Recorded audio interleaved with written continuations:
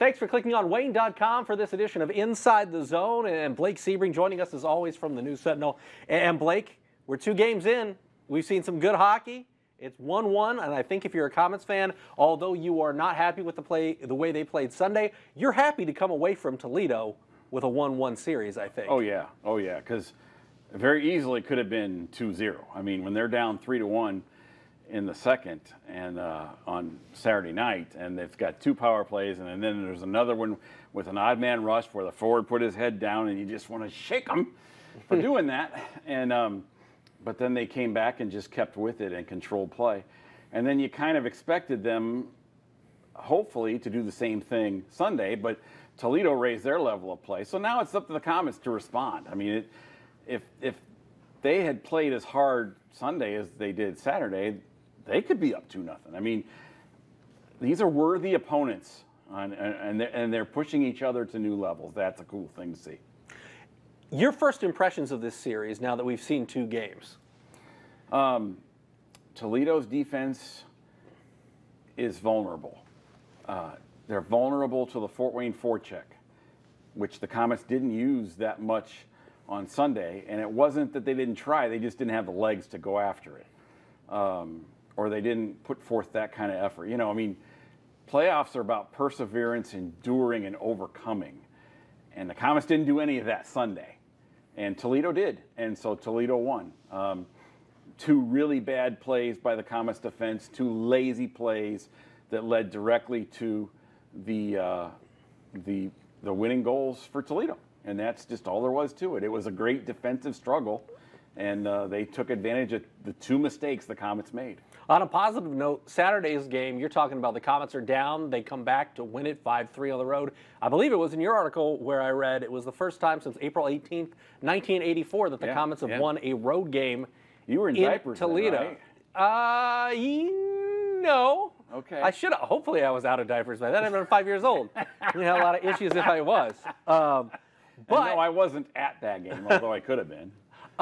But that's what started this series off, was a Komets win on the road at Toledo in the postseason. How much confidence does that give the K's going forward? Because we've talked, this is a team that's not necessarily intimidated by Toledo like maybe some teams of the past have been. But let's face it, this team, when things are going good, is when they're the most likely to get beat. You know, I mean, they take a lot of things for granted. They just accept that it's going to be there. And that's kind of what they did Sunday. They thought they had Toledo's number. They had them figured out. But Toledo's veterans stepped up. So now it's time for the Komets leaders to step up and for Game 3 on Wednesday. It was an interesting locker room both nights. Saturday night was not rah-rah. I mean, they were happy, but it wasn't like guys were joking around. It was like, cool, let's go home, get to bed. We got a game tomorrow, you know. And last night they were upset, but they weren't seething. They were more disappointed in themselves type thing. It was a very similar flat atmosphere. Very what you'd hope to see if you were a Komets fan, because they knew they let one slip away yesterday.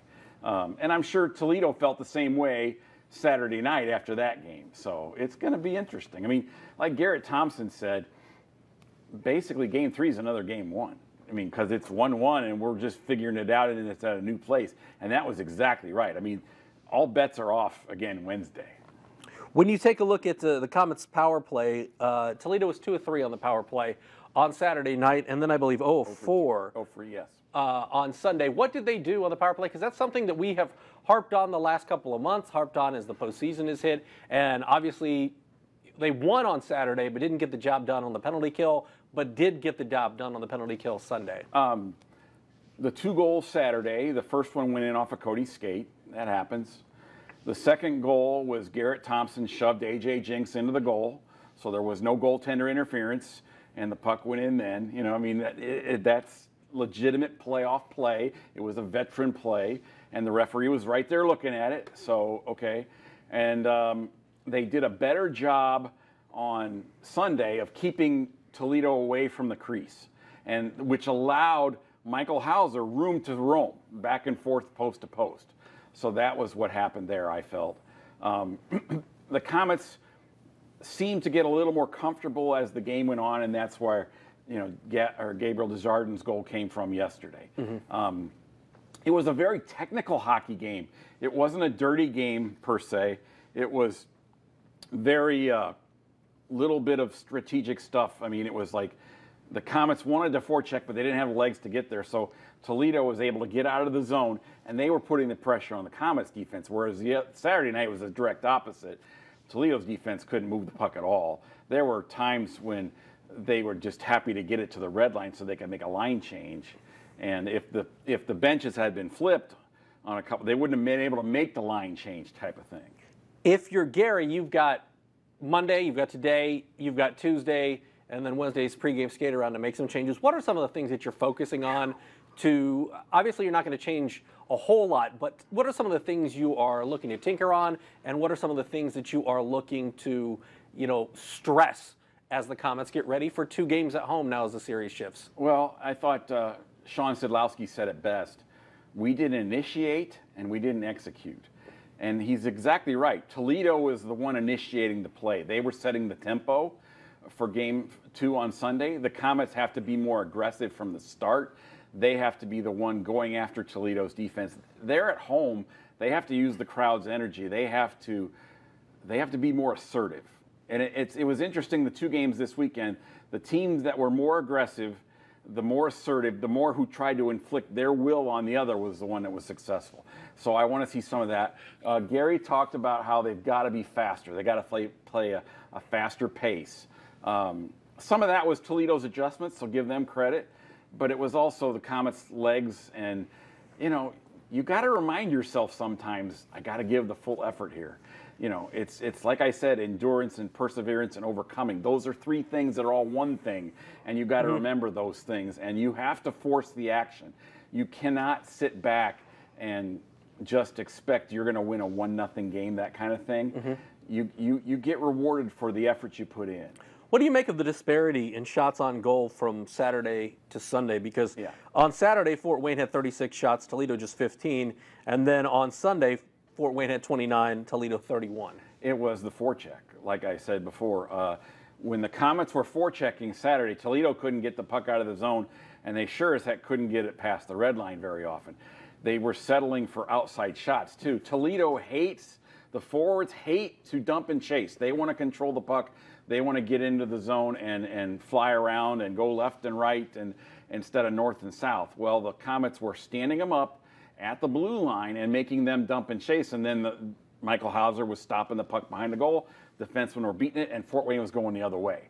And so Toledo couldn't establish tempo or pace. It was the Komets' pace they were playing at. The direct opposite happened Sunday because the Komets couldn't get their forecheck going. They were sitting back. They just weren't aggressive. Weren't the aggressor, yeah. As far as some of the players that the Komets have gotten back for this series, Ryan Culkin obviously he was amazing. Is a talent and has made his presence felt. And it was all defense too. He's the guy you look at to be the offensive defenseman, and I'm telling you, he made 4 or 5 defensive plays that prevented goals, and it was you just noticed so much his calm back there. Hilbrich or somebody's bearing down on him, and he just kind of flips the puck up a little bit, and then he slips the check, and then he goes and gets the puck, but the puck's not far enough away where he couldn't get to it, and he started everything going the other way. He was amazing. He and Lowney both were fantastic on Saturday. I want to talk about the forwards because obviously Hodgman, we're still kind of waiting to see what the concussion situation is with him. And then Artie, they got Artie back. Yeah. What kind of role can he play in this series? Artie was not great. Artie was not good. In fact, he got benched Saturday night, and it was the right call. Artie's got to be more invested. He's one of those guys on the forechecker. You're a rookie. You've got legs. You've got youth. It's time to use it. You could be the MVP of this series type of thing if you use it. I thought Marc-Olivier Waugh was really strong. I mean, he's playing with some lower body injuries. That was the next guy I had on my list to ask about. And I thought he was great. He was very mature out there, which when you're going into Toledo, you need that. And that was great. And he was playing center and taking some face-offs. It's going to be interesting to see how long he lasts in this series and what he can add to it. But he was kind of neutralized on Sunday. So that was interesting.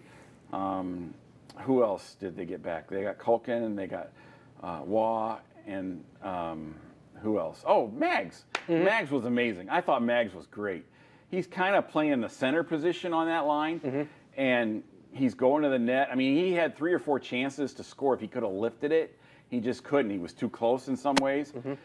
But I thought he was really, really solid defensively, and he was a better forechecker Saturday night, especially than what you might expect to see. But he was not backing down, and he was irritating some of the walleye pretty well.